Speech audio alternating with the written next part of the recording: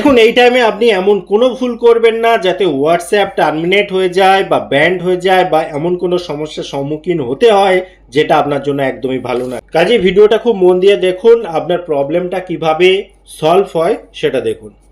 এখানে আমরা সবাই দেখছি যে নর্মাল মেসেজ শুধুমাত্র যাচ্ছে, ঠিক আছে।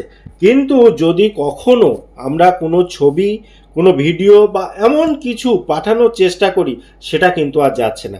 এই ছবি পাঠাচ্ছি, ছবি যাচ্ছে না। বা এই ফোনেও ক্ষেত্রেও তাই, এখান থেকে যদি আমি কোনো একটা ছোট কিছুই পাঠানোর চেষ্টা করি, এখান থেকে কিন্তু যাচ্ছে না, ঠিক আছে। এটা কিন্তু প্রবলেম হচ্ছে আজকে। এবং এখান থেকে ফাইল থেকে শুরু করে ডকুমেন্টস থেকে শুরু করে যা কিছু আমরা পাঠাচ্ছি না কেন, সেটা কিন্তু কাজ হচ্ছে না।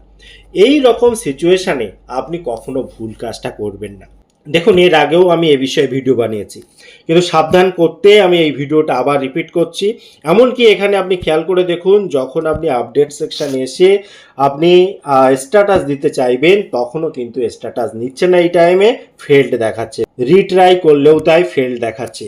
এইরকম সিচুয়েশানে কিন্তু অনেকে অনেক রকম ভুল কাজ করে ফেলে।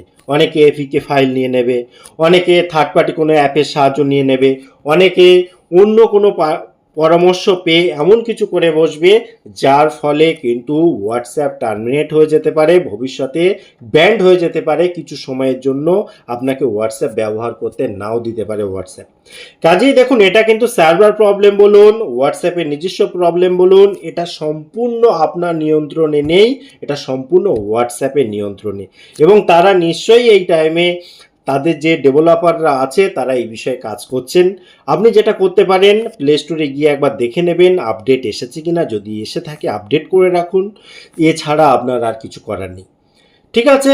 নিশ্চিন্ত থাকুন, কিছুক্ষণ পরে অবশ্যই প্রবলেমটা সলভ হবে। এলোপাতাড়ি কিছু করবেন না।